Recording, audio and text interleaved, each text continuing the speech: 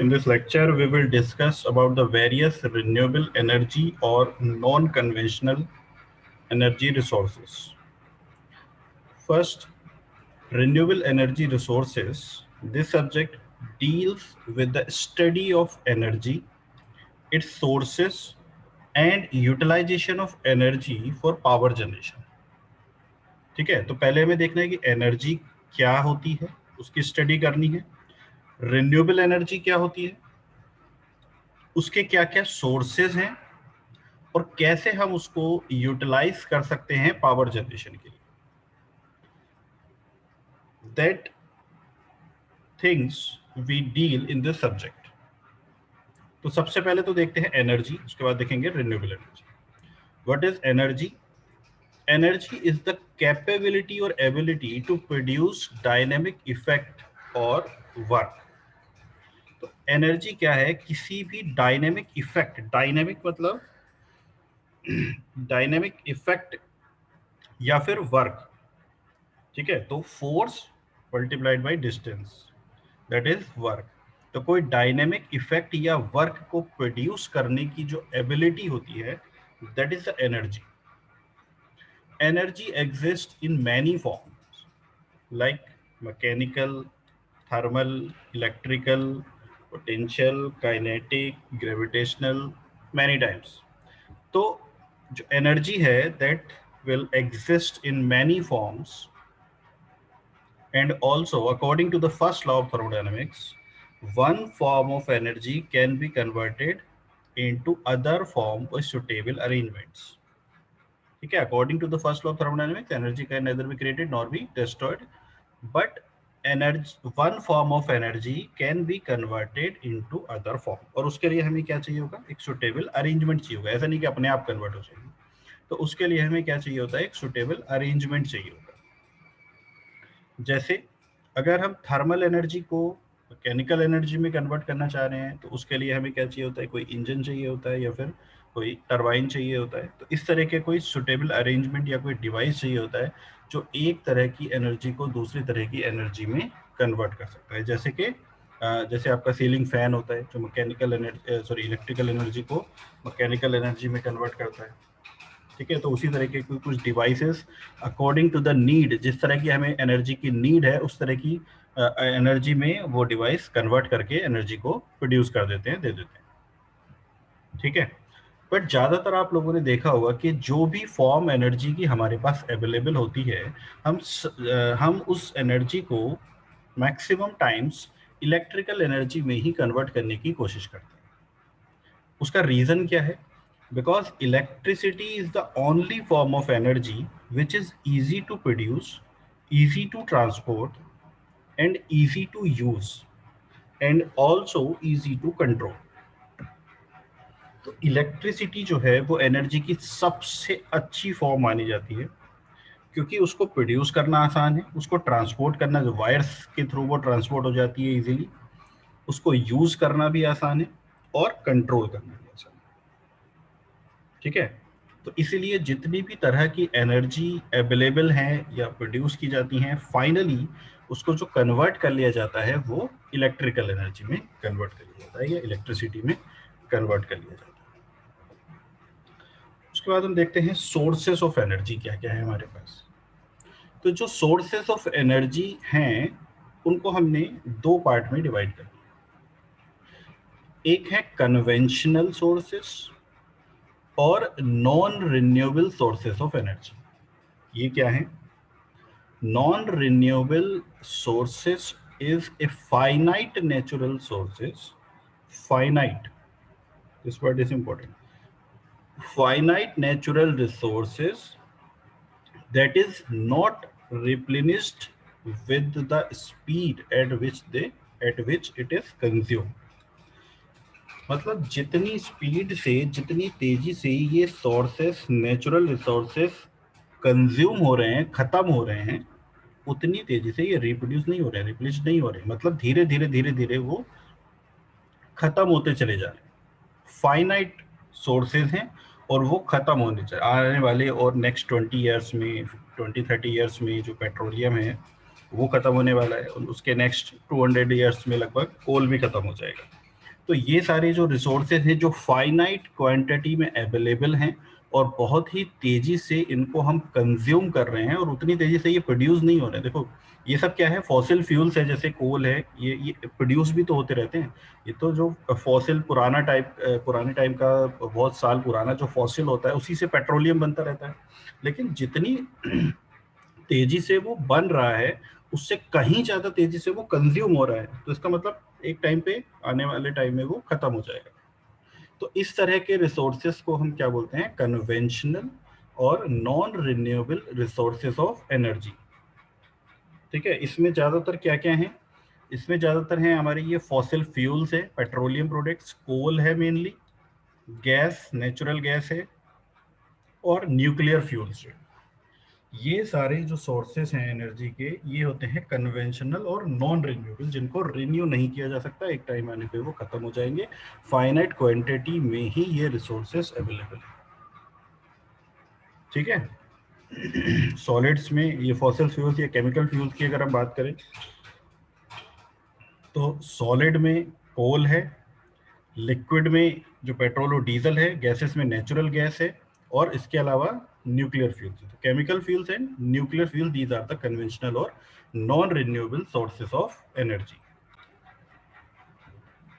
Next, sources of energy जिनको हम classify करते हैं नॉन कन्वेंशनल और renewable sources of energy. Non conventional और रिन्यूएबल सोर्सेस ऑफ एनर्जी, ये क्या होते हैं?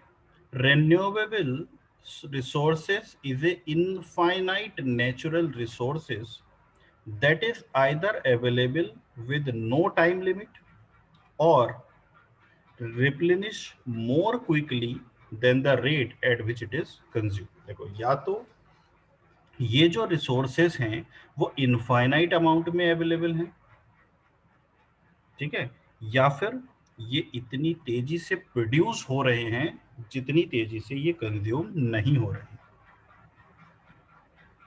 तो इस तरह के रिसोर्सेस को बोलते हैं जो रिन्यू होते रहते हैं, इस तरह के रिसोर्सेस को बोलते हैं रिन्यूएबल रिसोर्सेस ऑफ एनर्जी या फिर non conventional resources of energy. क्या है इसके एग्जांपल्स हैं? जैसे सोलर एनर्जी है, सोलर एनर्जी इनफाइनाइट अमाउंट में अवेलेबल है, कोई कमी नहीं है सोलर एनर्जी की। बस एक ड्रॉबैक क्या है कि इंटरमिटेंट सोर्स ऑफ एनर्जी है, सिर्फ दिन में हम इसको यूज कर सकते हैं, रात में यूज नहीं कर सकते। हाइड्रो एनर्जी, ये भी आपका क्या है, एक रिन्यूएबल सोर्सेस ऑफ एनर्जी है।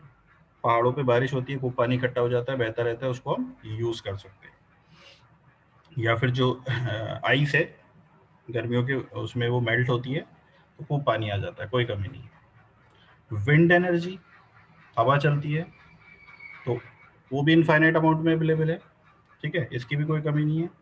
टाइडल एनर्जी, जो समुद्र में वेव्स बनती हैं, उससे भी, that is also source of energy.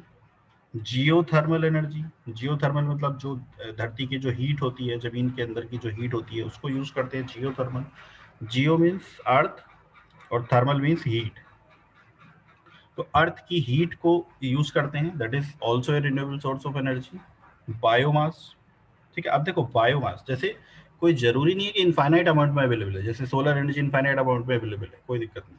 तो बायोमास क्या है? Biomass is replenish more quickly than the rate at which it is consumed। तो बायोमास जो है, जो आपका कार्बन वेस्ट होता है, दैट इज द बायोमास, तो उसको वो इतनी तेजी से प्रोड्यूस हो रहा है जितनी तेजी से वो कंज्यूम नहीं हो रहा है, तो that is also A renewable resources of energy. वो रिन्यू होता चला जा रहा है, जितना कंज्यूम नहीं हो रहा है उससे ज्यादा प्रोड्यूस हो रहा है, तो it is also a non conventional resources of energy. तो non conventional resources of energy में क्या क्या है? सोलर है, हाइड्रोलिक एनर्जी है, विंड है, जियोथर्मल, टाइडल, टाइडल को वेव भी बोलते हैं, टाइडल एनर्जी और वेव एनर्जी, ठीक है। तो these are the sources of non conventional और रिन्यूएबल रिसोर्सेज ऑफ एनर्जी। तो इसके बारे में हमें डील करना है इन सब्जेक्ट में, सोलर के बारे में, विंड, जियोथर्मल, टाइडल, बायोमास। तो these are the sources of renewable sources of energy, जो इस सब्जेक्ट में हमें, जिस सब्जेक्ट के बारे में हमें डील करना है। तो नेक्स्ट है क्लासिफिकेशन ऑफ एनर्जी सोर्सेस। ये क्या था, टाइप्स ऑफ रिसोर्सेज जिनको हमने दो पार्ट में डिवाइड कर दिया था, रिन्यूएबल और नॉन रिन्यूएबल। अब है क्लासिफिकेशन ऑफ एनर्जी सोर्सेज। अब क्लासिफिकेशन जो होता है वो अलग अलग तरीके से हम क्लासिफिकेशन उसको करते हैं। दिस इज जो हमने ये क्लासिफिकेशन किया रिन्यूएबल में उसको और नॉन रिन्यूएबल में डिवाइड कर दिया, that is one of the kind. उसी तरीके से और तरह से भी हम उसको क्लासिफाई कर सकते हैं। जैसे किसी भी चीज को हम क्लासिफिकेशन करते हैं, अगर हम टरबाइन को करते हैं तो स्पीड के बेसिस पे कर सकते हैं, या फिर एनर्जी सोर्स के बेसिस पे कि हाइड्रोलिक है, गैस है या स्टीम है, उस तरीके से भी कर सकते हैं क्लासिफिकेशन। ठीक है, उसके साइज के बेसिस पे भी कर सकते हैं क्लासिफिकेशन। तो इस तरीके से क्या है कि क्लासिफिकेशन जो है वो अलग अलग टाइप से किया जाता है। तो ये है क्लासिफिकेशन ऑफ एनर्जी सोर्सेस। इसको हम तीन अलग अलग तरीके से क्लासिफाई करते हैं। नंबर वन जो इसका क्लासिफिकेशन है that is primary and secondary energy resources. Primary and secondary energy sources क्या होते हैं? Primary and secondary energy sources. Primary energy sources are those which are found or stored in nature, that is coal, oil, natural gas, biomass like wood। तो natural जो available हैं, these all types of resources are primary energy resources. इसके अलावा भी other primary energy resources are क्या हैं? जैसे कि न्यूक्लियर एनर्जी, ये भी जियोथर्मल एनर्जी, पोटेंशियल एनर्जी। अब अगर हम रिन्यूएबल नॉन रिन्यूएबल में जाएं तो ये क्लासिफिकेशन अलग अलग हो जाता है। लेकिन यहाँ पे जो प्राइमरी और सेकेंडरी एनर्जी रिसोर्सेज की हम बात कर रहे हैं वो किस बेसिस पे है? जो कि स्टोर्ड है नेचर में पाए जाते हैं। तो सब कुछ ये जो है potential energy due to earth gravity की वजह से अगर हम किसी को हाइट पे ले जाए तो ये भी नेचुरल रिसोर्सेज है। जियोथर्मल एनर्जी तो नेचुरल रिसोर्सेज है। बाकी बायोमास जो वुड की फॉर्म में अवेलेबल है वो नेचुरल रिसोर्सेज है। कोल है, ऑयल है, नेचुरल गैस है, ये सारे क्या हैं? Primary forms of energy. ठीक है, तो प्राइमरी फॉर्म्स ऑफ एनर्जी। उसके बाद सेकेंडरी क्या है? Secondary energy resources are usually converted from primary energy sources. ठीक है, जो अवेलेबल नहीं है जिनको हम कन्वर्ट कर रहे हैं, जैसे इलेक्ट्रिसिटी नेचर में अवेलेबल नहीं है, उसको हम प्राइमरी एनर्जी सोर्सेस को कन्वर्ट करके प्रोड्यूस करते हैं। तो जिनको हम कन्वर्ट करके, जिन एनर्जी सोर्सेस को हम कन्वर्ट करके प्रोड्यूस कर रहे हैं, वो सारे क्या हो जाते हैं? वो सारे हो जाते हैं सेकेंडरी एनर्जी रिसोर्सेस। ठीक है, अब यहाँ पे एक थोड़ा सा समझने की चीज है। जैसे पेट्रोलियम है, तो पेट्रोलियम नेचर में अवेलेबल है, that is the primary source of energy. लेकिन उससे हम कन्वर्ट कर रहे हैं क्या? पेट्रोल और डीजल। तो ये क्या हो जाएंगे? Converted from oil, natural gas और कोल। तो ये सब पेट्रोल और डीजल क्या हो जाएंगे? क्योंकि इनको हमने कन्वर्ट किया है। These are not naturally available in the nature. Petrol और डीजल जो है अवेलेबल नहीं है, पेट्रोलियम अवेलेबल है। तो पेट्रोल और डीजल भी क्या हो जाएंगे? सेकेंडरी सोर्सेस ऑफ एनर्जी हो जाएंगे। तो प्राइमरी जो नेचर में अवेलेबल है, चाहे वो किसी भी फॉर्म में है, वो सारे एनर्जी सोर्सेज क्या हो जाएंगे? Primary energy sources.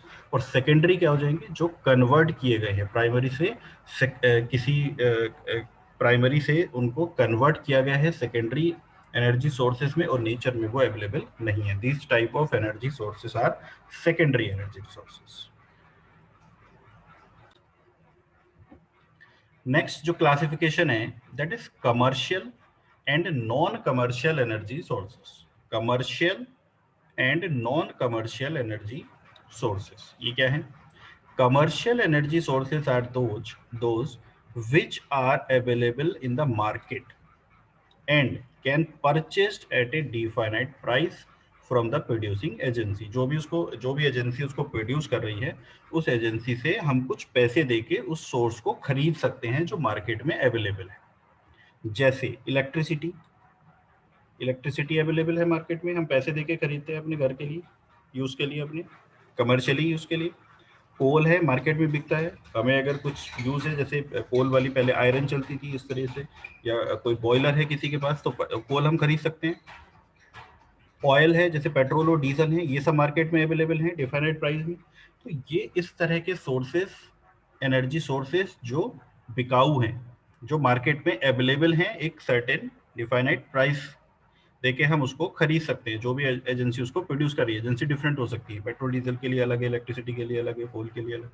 तो जो भी एजेंसी उसको प्रोड्यूस कर रही है उसको हम पे करके, पैसे देके उसका प्राइस पे करके उसको हम खरीद सकते हैं, जो मार्केट में अवेलेबल एनर्जी सोर्सेज। तो इस तरह के एनर्जी सोर्सेज क्या होते हैं? कमर्शियल एनर्जी सोर्सेज होते हैं। तो ये कमर्शियली अवेलेबल है मार्केट में, पैसे देके हम खरीद सकते हैं। अब जैसे सन की एनर्जी है, सोलर एनर्जी, तो उसको खरीदने की जरूरत थोड़ी है, मार्केट में अवेलेबल थोड़ी है वो, उसका कोई कौन सा कोई सिलेंडर थोड़ी बिक रहा है सोलर एनर्जी का जो हम खरीद सकते हैं। तो that is not commercial energy source. ठीक है, नॉन कमर्शियल एनर्जी सोर्सेज क्या है? Non commercial energy sources are those which are not available in the commercial market for a price. These are also called traditional fuels. जो traditional fuels है पुराने time में, जैसे agricultural waste होता है या एनिमल डंग है, एनिमल डंग जिसके उसको भी तो हम यूज करते हैं। एनिमल डंग गांव में आपने देखा होगा, वो एनिमल का जो डंग होता है उसको शेप में बना के उसको यूज किया जाता है एज ए फ्यूल, उसको यूज किया जाता है एज ए एनर्जी सोर्स, उसको यूज किया जाता है, उसको जलाते हैं। ठीक है, यह जो एग्रीकल्चर का जो वेस्ट होता है, जैसे गन्ने का वेस्ट होता है, उसको भी जला के हम यूज करते हैं। ठीक है, तो ये सारे क्या हैं? These are not available commercially in the market, जिसको हम खरीद नहीं सकते, अपने आप प्रोड्यूस कर सकते हैं। तो these type of energy resources are non commercial energy resources. ठीक है, तो क्लियर हो गया कमर्शियल और नॉन कमर्शियल। कमर्शियल जो मार्केट में अवेलेबल है, जिसको पैसे देके खरीद सकते हैं, वो कमर्शियल हो जाते हैं। नॉन कमर्शियल जो मार्केट में अवेलेबल नहीं है, जिसको हम खुद से प्रोड्यूस कर सकते हैं, these type of energy resources are non commercial energy resources. Next classification of energy sources are renewable and non renewable.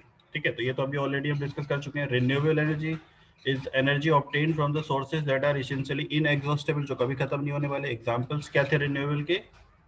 जैसे कि विंड पावर, सोलर पावर, जियो थर्मल, टाइडल, ठीक है, बायोमास, ये सब क्या है? रिन्यूएबल सोर्सेस है। Non renewable energies conventional fossil fuels, जैसे कोल हो गया, ऑयल हो गया, गैस हो गया, न्यूक्लियर फ्यूल हो गया। This form of energy is exhaustible and likely to be deplete with time. तो टाइम के साथ धीरे धीरे क्या है, वो एग्जॉस्ट या खत्म होती चली जा रही है। तो this type of energy resources are non renewable resources and renewable energy resources, जो कि कभी भी खत्म नहीं होने वाले, या फिर वो इतनी तेजी से प्रोड्यूस हो रहे हैं जितनी तेजी से वो कंज्यूम नहीं हो रहे हैं। ठीक है, तो this type of this is another type of classification of energy sources, that is renewable and non renewable energy sources. ठीक है, अब ये देखते हैं हम इंडिया का जो पावर जनरेशन सिनेरियो है वो क्या है। किस एनर्जी सोर्स से इंडिया में कितना पावर जनरेशन है, अगर हम परसेंटेज में भी देख सकते हैं और एब्सोल्यूट वैल्यू मेगावाट में भी देख सकते हैं। तो सबसे ज्यादा जो इंडिया में पावर जनरेशन है वो किसके थ्रू होता है? कोल के थ्रू होता है। कोल का अगर हम परसेंटेज देखें तो 55%, यानी कि आधे से ज्यादा जो पावर जनरेशन है इंडिया का, वो कोल के थ्रू होता है। ठीक है, उसके बाद large hydro, small hydro, hydro power total मिला के लगभग 13-14% जो है वो हाइड्रो एनर्जी से होता है। ठीक है, इंडिया जो है वो अगर रिन्यूएबल सोर्सेस ऑफ एनर्जी की बात करें तो बहुत ज्यादा जो है 5th नंबर पे है विंड पावर के मामले में। तो विंड एनर्जी का जो प्रोडक्शन है इंडिया में वो काफी ज्यादा है, 10% है। ये पूरे ऑल ओवर वर्ल्ड से अगर हम इसको कंपेयर करें तो 5th नंबर पे आता है। ठीक है, विंड एनर्जी का प्रोडक्शन इंडिया में काफी ठीक ठाक है। सोलर एनर्जी का अभी बहुत ज्यादा नहीं है। सोलर एनर्जी में चाइना बहुत आगे है। चाइना जो है वो बहुत ज्यादा सोलर एनर्जी का यूज करके उसको पावर में प्रोड्यूस करता है। तो लगभग 10% ये भी है, लेकिन अगर हम ग्लोबली देखें तो सोलर एनर्जी का जो यूज है वो बहुत ज्यादा नहीं। विंड एनर्जी का यूज इंडिया में काफी ज्यादा होता है। बायोमास का है लगभग 3%, न्यूक्लियर का तो 2% के आसपास ही है।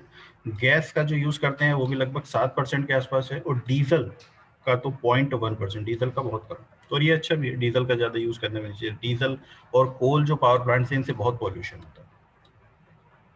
ठीक है, लेकिन डीजल का तो बहुत ज़्यादा नहीं है। हालांकि जो डीजी सेट है वो काफ़ी ज़्यादा पोल्यूशन करते हैं और उनका यूज़ काफ़ी ज़्यादा है। बट अगर ओवरऑल पूरे इंडिया के पावर जनरेशन सिनेरियो से कंपेयर करें तो वो लगभग 0.1% पावर जनरेशन है डीजल के थ्रू। लेकिन ये जो मेजर पोर्शन है कोल वाला, लगभग आधे से ज़्यादा 55% इंडिया में जो पावर प्रोडक्शन है, पावर जनरेशन है, वो कोल के थ्रू होता है। ठीक है, तो हमें क्या करना है, धीरे धीरे धीरे धीरे इन रिसोर्सेज को, जो रिन्यूएबल एनर्जी सोर्सेज हैं, जो एक तो वैसे भी खत्म होने वाले हैं और दूसरा वो पोल्यूशन भी क्रिएट कर रहे हैं, उनको धीरे धीरे हमें खत्म करना है और रिन्यूएबल सोर्सेज की तरफ हमें बढ़ना है। अब ये देखो, यहाँ पे भी ना एक लिमिट आ जाती है। हाइड्रो से भी आप बहुत ज्यादा पावर जनरेशन कर नहीं सकते। ठीक है, तो यहाँ पे भी एक लिमिट है, पावर जनरेशन हो रहा है हाइड्रो के थ्रू, उसके अलावा हमें अभी विंड और सोलर, इन दोनों चीज़ों पे, स्पेशली सोलर पे बहुत ज़्यादा फोकस करना है। ये पावर प्लांट्स को हमें इंक्रीज करना है और हो भी रहा है धीरे धीरे। आने वाले टाइम में सोलर पावर जो है वो बहुत ज़्यादा इंडिया में प्रोड्यूस की जाने लगी।